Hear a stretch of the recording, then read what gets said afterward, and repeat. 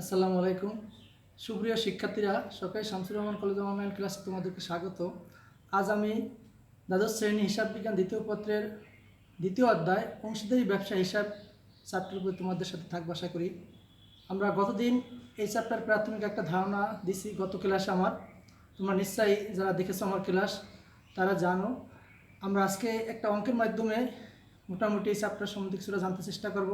তো আমরা গতদিন এই চ্যাপ্টার লাভ ক্ষতি আবন্টন হিসাব এবং অংশীদার মূলধন হিসাব বের করতে হইব, এই দুটা জিনিস এখানে প্রস্তুত করতে হইব, অর্থাৎ লাভ ক্ষতি আবন্টন হিসাব এবং অংশীদারদের মূলধন হিসাব। আমরা গত ক্লাসে লাভ ক্ষতি আবন্টন হিসাবের চার্ট বা ফর্মুলা তোমাদেরকে দেখাতে চেষ্টা করছি। আজকে ওই ফর্মুলার ভিত্তিতে একটা অঙ্ক প্রমাণ করব আশা করি।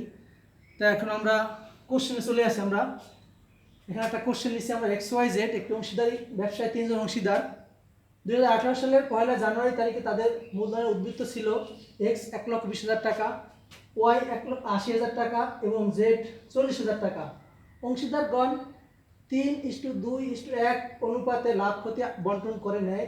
সার্বক্ষণিক দায়িত্ব পালনের জন্য X এবং Z প্রতি মাসে যথাক্রমে 3500 টাকা এবং 3000 টাকা বেতন পায়। তারা বেতনের টাকা নগদ উঠিয়ে নেয়। বছরের মাঝামাঝি ওয়াই 30,000 টাকা ঋণ স্বরূপ আনয়ন করে। সম্ভাব্য লাভের প্রত্যাশায় উক্ত বছরে প্রত্যেক অংশীদার 4,000 টাকা করে উত্তোলন করে। চুক্তির শর্ত অনুযায়ী মূলধন ও উত্তোলনের উপর 10% হারে সুদ ধার্য করতে হবে।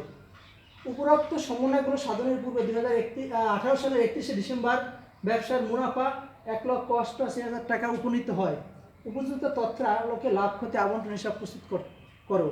তাহলে আমরা XYZ তিনজন অংশীদার একটা ব্যবসা এখানে শুরু করছে। আমরা এখানে কোশ্চেনটা দেখে নিলাম। তো এখন আমাদেরকে এখানে লাভ ক্ষতি আবন্টন হিসাব প্রস্তুত করতে হয়েছে। তাহলে আমরা যেহেতু গতদিন লাভ ক্ষতি আবন্টন হিসাবের ছক দেখছি, ওই ছকের ভিত্তিতে আমরা অঙ্কটা দেখতে চেষ্টা করি, দেখি কি বলছে এখানে। প্রথমে আমি এখানে ক্রেডিট পাস লিখলাম XYZ এর লাভ ক্ষতি আবন্টন হিসাব 2018 সালে 31শে ডিসেম্বর সমাপ্ত বছরের জন্য। তাহলে 31শে ডিসেম্বর সমাপ্ত বছরে আমরা লাভ ক্ষতি আবন্টন হিসাব প্রস্তুত করতে হইব। তাহলে আমরা এখানে আসি। প্রথম ক্রেডিট পাশে দেখি আমরা লাভ ক্ষতি হিসাব চলতি বছরে নেট লাভ, যেহেতু কোশ্চেনে বলছে চলতি বছরে নেট লাভ 1,88,000 টাকা, আমরা কোশ্চেন থেকে নিয়ে আসলাম চলতি বছরে নেট লাভ 1,88,000 টাকা। তারপরে আমরা অংশীদারদের মূলধন হিসাব উত্তোলনের সুদ, যেহেতু বলছে এখানে প্রত্যেক অংশীদার 4,000 টাকা করে উত্তোলন করবে। প্রিয় শিক্ষার্থীরা, উত্তোলনের সুদ ধার্য করতে গিয়ে আমাদের বিভিন্ন ফর্মুলা আছে, সময়ের ভিত্তিতে বিভিন্ন ফর্মুলা ব্যবহার করতে হইব। মানে এখানে যেহেতু বলছে প্রত্যেক অংশীদার সম্ভাব্য লাভের প্রত্যাশায় উক্ত বছরে 4,000 টাকা উত্তোলন করে। যদি নির্দিষ্ট কোনো সময় উল্লেখ না থাকে, নির্দিষ্ট সময় উল্লেখ থাকলে উত্তোলনের সুদ একরকম হইব, নির্দিষ্ট সময় না বললে অন্যরকম। বছরের মানে 2 মাস অন্তর অন্তর অথবা 3 মাস অন্তর অন্তর হলে তখন সেখানে আরেক রকম সুদের মানে রেশিও। পাশাপাশি যদি মাসের প্রথম মাঝামাঝি শেষে থাকে তখন উত্তোলনের সুদ একভাবে ধার্য করতে হবে। যেহেতু এখানে অনেকভাবে উত্তোলনের সুদ নির্ণয় করা যায়, আমাদের কোশ্চেনে যে জিনিসটা বলছে আমরা ওই জিনিসটা শুধু আজকে টিপস দেবো তোমাদেরকে। আমাদের কোশ্চেনে বলছে মানে সম্ভাব্য লাভের প্রত্যাশায় বছরে প্রত্যেক অংশীদার 4,000 টাকা উত্তোলন করে। এখানে কোনো নির্দিষ্ট তারিখ বলে নাই প্রিয় শিক্ষার্থীরা। যদি নির্দিষ্ট তারিখ যেহেতু বলে নাই, অতএব উত্তোলনের সুদ ধার্য করার ক্ষেত্রে ফর্মুলা হলো 4,000 টাকার পুরে, এখানে 4,000 টাকার পুরে তোমার 10% উত্তোলনের সুদ বসে। উত্তোলনের সুদের হার 10% করে আমরা, যেহেতু প্রত্যেক বছর মানে বছরে কইছে, বছরের মাঝামাঝি সময় বললে মানে বছরের বছর যেহেতু নির্দিষ্ট তারিখ বলে নাই, তাহলে সেই ক্ষেত্রে আমরা 6 মাসের সুদ ধার্য করবো। অর্থাৎ হ্যাঁ, এখানে একটা কথা বলে রাখি, বছরের নির্দিষ্ট সময় মানে যদি বলে বছরের যে কোনো সময় উত্তোলন করে, সেখানে যদি তারিখের উল্লেখ না থাকে, সেই ক্ষেত্রে 1 বছরের মানে হিসাব পিরিয়ড হলে 6 মাসের সুদ, 6 মাসের হিসাব পিরিয়ড হলে তখন 3 মাসের সুদ, অর্থাৎ অর্ধেক সুদ আমরা সেখানে উত্তোলনের উপরে ধার্য করবো যদি নির্দিষ্ট তারিখ না বলে থাকে। এই ক্ষেত্রে ফর্মুলা হলো যে ওই টাকার উপর অর্থাৎ 4,000 টাকার উপর 10% সুদ ধরে অর্ধেক মানে সময় আমরা এখানে কাউন্ট করবো। যেহেতু বলছে বছরে উত্তোলন করছে 4,000 টাকা, কোনো তারিখ উল্লেখ করে নেই, তারিখ না উল্লেখ করলে আমরা অর্ধেক সুদ নিব।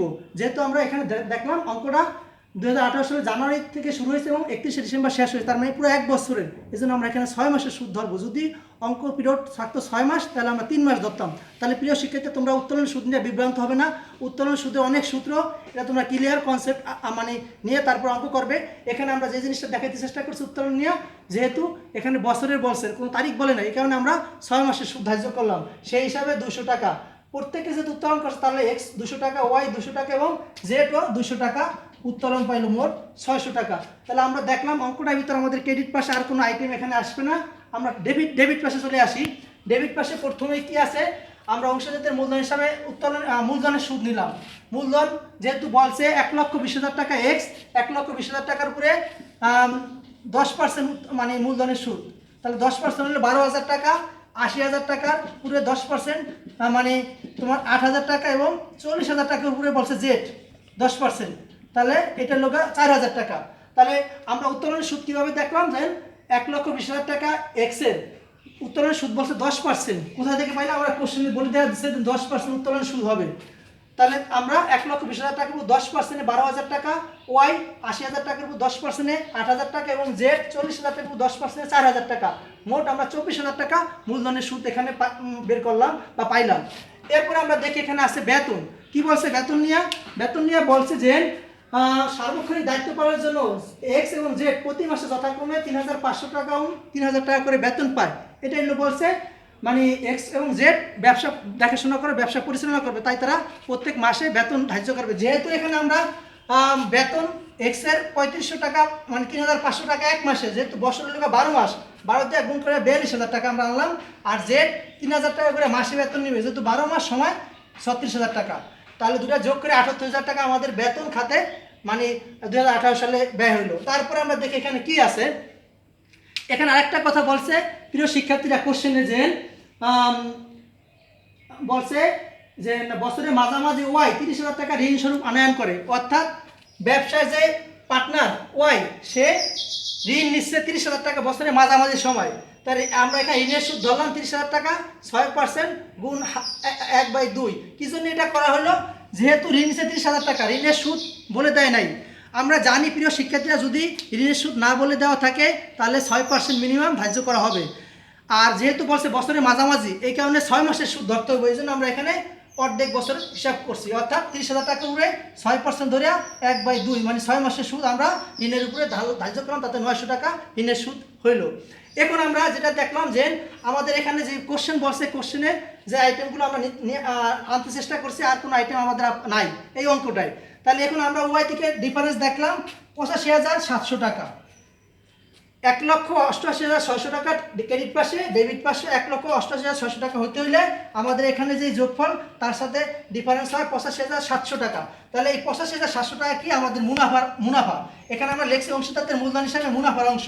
তাহলে আমরা যেহেতু এখানে বলছে 3:2:1 অনুপাতে মুনাফা বন্টন হইব, তাহলে আমরা স্বাভাবিকভাবে ধরে নিলাম 3 এক্সের, সেই হিসাবে 85,700 টাকার উপরে মানে 3-এর অংশ হইল 42,850 টাকা, ওয়াই 2, তাহলে 85,700 টাকার উপরে 2 ওয়াই অংশ 2 অংশে আসলে 88,567 টাকা। আর জেড আছে 1 রেশিওতে, তাহলে আর 1 ভাগ, তাহলে 85,700 টাকার উপরে 1 ভাগ করলে হলো 14,283 টাকা। প্রিয় শিক্ষার্থী, এখানে আমি আরেকটু ক্লিয়ার করি তোমাদেরকে।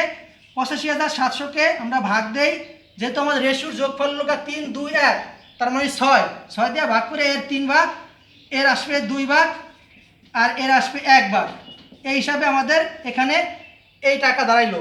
তো টোটাল যোগফল হলো 85,700 টাকা। আমরা যদি টোটাল যোগ করি তাহলে আমাদের ডেবিট পাশে আসছে 1,88,600 এবং ক্রেডিট পাশে আসছে 1,88,600।